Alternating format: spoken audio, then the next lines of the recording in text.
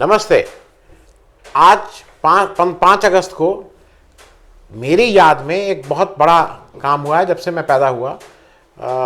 आज श्री राम जन्मभूमि का जो ऑफिशियल शिलान्यास बोलेंगे, जो क्योंकि प्रधानमंत्री ने देश के किया, वो आज हो गया। हालांकि शिलान्यास एक बार 89 में भी हो गया था, लेकिन फिर से वो भूमि पूजन या जो भी हुआ वो दोबारा आज ऑफिशियली हो गया। और ख़ास करके इसकी अहमियत इसलिए है कि शायद सुप्रीम कोर्ट के ऑर्डर के आने के बाद जो नया न्यास बना, जो नया ट्रस्ट बना, उसके तत्वाधान में ये हुआ है। वो एक अलग डिबेट चल रही है कि देश के प्रधानमंत्री को इस तरह के रिलीजियस उसमें आना चाहिए नहीं आना चाहिए, वो एक अलग डिबेट है। मैं आज की तारीख में उसकी बात नहीं की जाएगी। आज ये है कि एक बड़ा मंदिर बन रहा है अयोध्या, जहाँ श्री राम की जन्मभूमि है, वहाँ पे ये मंदिर बनाने की बात हो रही है। मैं कुछ चीज़ें आपके साथ शेयर करूँगा। प्रधानमंत्री ने एक लंबा 35-40 मिनट का भाषण भी दिया। कोई बहुत विशेष बात नहीं बोली, जनरल बातें बोली। मेरे हिसाब से 3 चीज़ें इस पूरे उसमें मिस की गई। 3 कौन कौन सी चीज़ें मिस की वो मैं आपको बता रहा हूँ, मेरे हिसाब से है। मेरे हिसाब से आडवाणी जी को, मुरली मनोहर जोशी जी को और कल्याण सिंह जी को यहाँ पे ज़रूर बुलाना चाहिए था। उसका कारण यह है कि जब राम जन्मभूमि का जो भी आंदोलन बीजेपी की तरफ से चला था, क्योंकि ये तो बिल्कुल क्लियर हो गया जब आपने मोहन भागवत जी को अलग से बुला के और उनको स्टेज पे बिठाया, तो ये तो बिल्कुल क्लियर है कि इसको जो सरकार है वो बीजेपी का एजेंडा बना के कर रही है। मतलब सरकार ने शंकराचार्य को ऊपर बिठाने की जगह या किसी को बिठाने की जगह अगर आरएसएस के प्रमुख को बिठा रहे हैं, तो इसका मतलब वो एक पार्टी विशेष, एक संस्था विशेष को ही आप इस तरह की बातें कर रहे हैं। तो मेरा अपना अभी भी निश्चित मत है कि उनको यहाँ लाना चाहिए था। और आडवाणी जी ने, क्योंकि कल उन्होंने एक स्टेटमेंट दिया है, और आडवाणी जी को क्यों नहीं लाया गया उसके बहुत से तर्क होंगे लोगों के, लेकिन आडवाणी जी ने कल बहुत एक स्पष्ट शब्दों में कहा है कि जब राम जन्म, उन्होंने इस पे हर्ष प्रकट किया है और उन्होंने कहा है कि justice for all and exclusion of none. ये जो आडवाणी जी ने स्पष्ट, इससे ज़्यादा स्पष्ट और कुछ नहीं हो सकता था कि सब लोगों को न्याय मिले और किसी को इससे बाहर ना रखा जाए। इस तरह के राम राज्य की बात उन्होंने कही है। मेरे हिसाब से एक तो आपने जब इन तीनों को मिस किया, लेकिन एक व्यक्ति को और या एक संस्था को और रहना वहाँ आवश्यक था। बहुत से शंकराचार्य लोग बुलाए गए सब। मेरे हिसाब से जब से मैंने होश संभाला है, एक ऐसी संस्था जिसने शायद मतलब रामचरितमानस, रामायण, इन सब का सबसे ज़्यादा काम किया, वो है गीता प्रेस। तो आप जब कहाँ के 135 लोगों को बुला रहे थे, अलग अलग धर्म, मतलब हिंदू धर्म के अलग अलग मठ से, और वहाँ से लोग आ रहे थे, तो मैं जिस हिंदुज़म को मैं प्रैक्टिस करता हूँ, मेरे लिए गीता प्रेस किसी मठ से कम नहीं है। क्योंकि वो जो रिलीजियस साहित्य है उसको बहुत सस्ते दर पर उपलब्ध कराया है और अनवरत कराते आ रहे हैं। और जो 49 में जिस समय मूर्ति रखी गई थी वहाँ, तो उसमें भी ऐसा कहा जाता है कि रामनाथ गोयनका जी, जो गीता प्रेस के संस्थापक थे, उनका भी उसमें रोल था। तो गीता प्रेस को भी यहाँ लाते और गीता प्रेस का भी एक कुछ वो रहता, प्रचार रहता, तो मेरे हिसाब से अच्छी बात रहती। दूसरे मेरे हिसाब से जो चीज़ अगर कर लिए होते, जो मेरे हिसाब से ये मिस किया है मोदी जी ने या जो भी इस इवेंट को कर रहे थे, कि अब आप जब रामराज्य की स्थापना की बात एक तरह से कर रहे हैं कि अगर आप सही में रामराज्य की स्थापना करते थे, तो विरोधी पार्टी के भी किसी को टोकनिज्म के ही तौर पे किसी को बुला जरूर लिया गया होता। शिवसेना तो आपकी सहयोगी ही थी, और ऐसा कहा जाता है कि जब वो जो मस्जिद टूटी थी तो उसमें सबसे ज़्यादा शिव सैनिकों का हाथ था।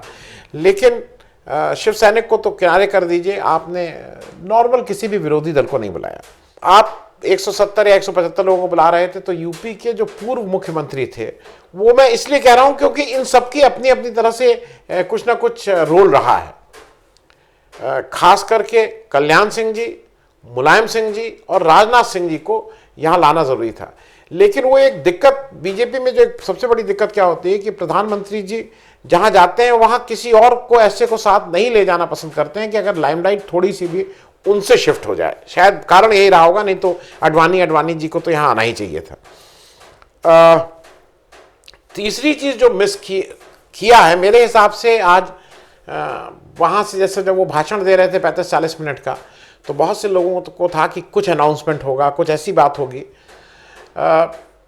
अब जो भी उनके चारों तरफ जो भी सलाहकार लोग हैं, आज सुबह पेपर में है कि 3,000 करोड़ रुपए वहाँ खर्च किए जाएंगे और होटल बनेंगे और सरयू किनारे वो बनेगा, होम्स बनेंगे जहाँ लोग जाके रहने।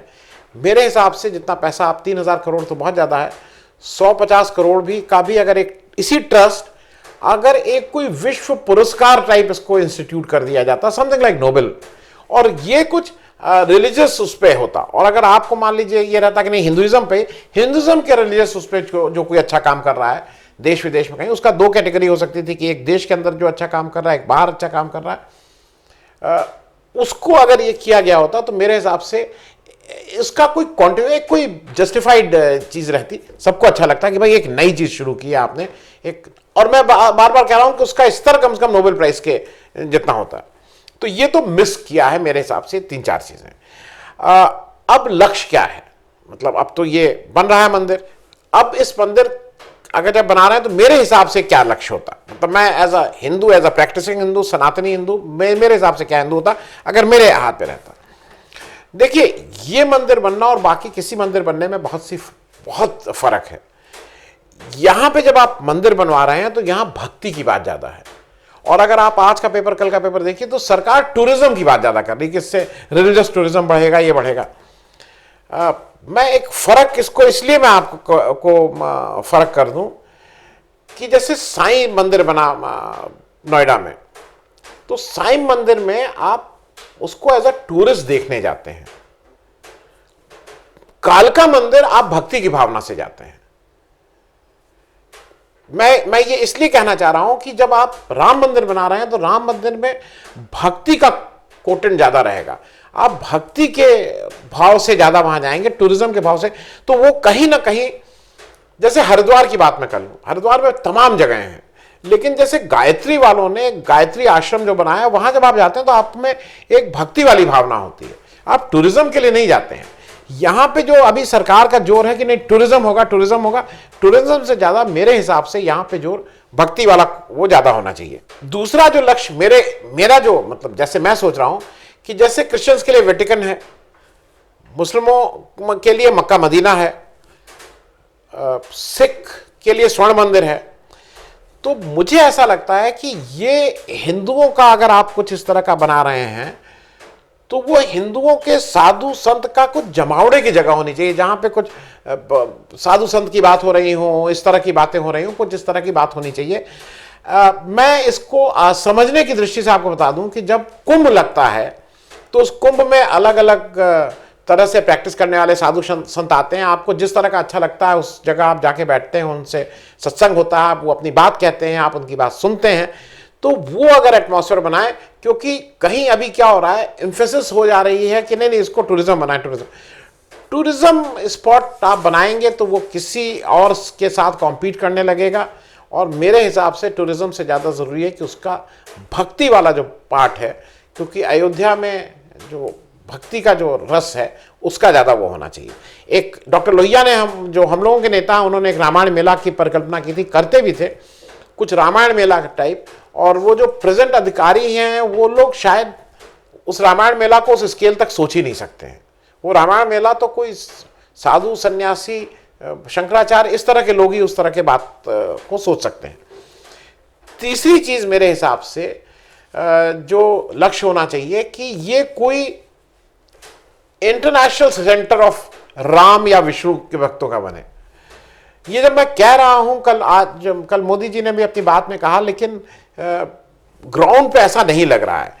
आप थाईलैंड चले जाइए, आप इंडोनेशिया चले जाइए, आप बाली चले जाइए, बाली में आपको विष्णु का जितने अवतार और विष्णु की जितनी कथाएं और जितना वो मिलता है वो शायद हिंदुस्तान में उतना नहीं मिलता। एक एक चौराहे पे जहां जहां विष्णु का और ये सब है वो है वहां पे।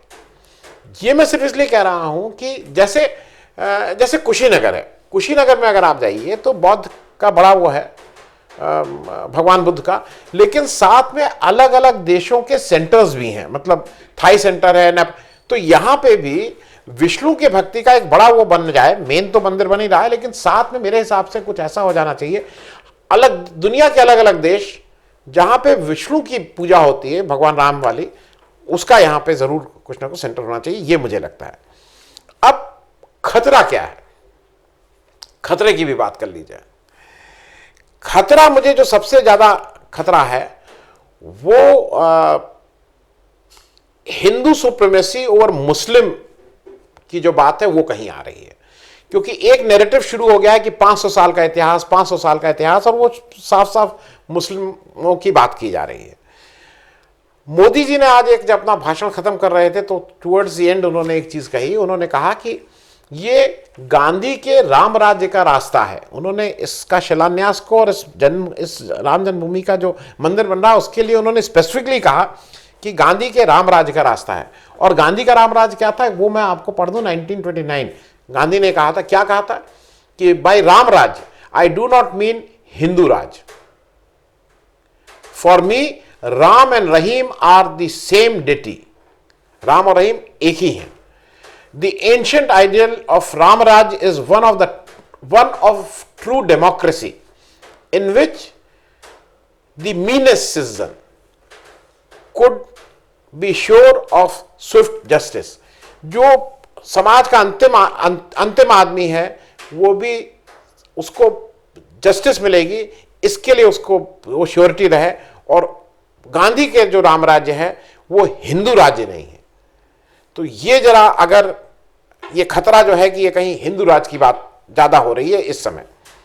दूसरा ये है कि ये इलेक्शन इशू जो है, इसको इलेक्शन इशू कहीं ना बन जाए। और वो मैं इसलिए कह रहा हूं क्योंकि जैसे हम लोग फौज में एक बहुत कॉमन अभिवादन है राम राम, फिर एक अभिवादन है सीताराम सीताराम, जो लोग कहते हैं, गांधी जी भी अपने उसमें गाते थे, पति तपावन सीताराम।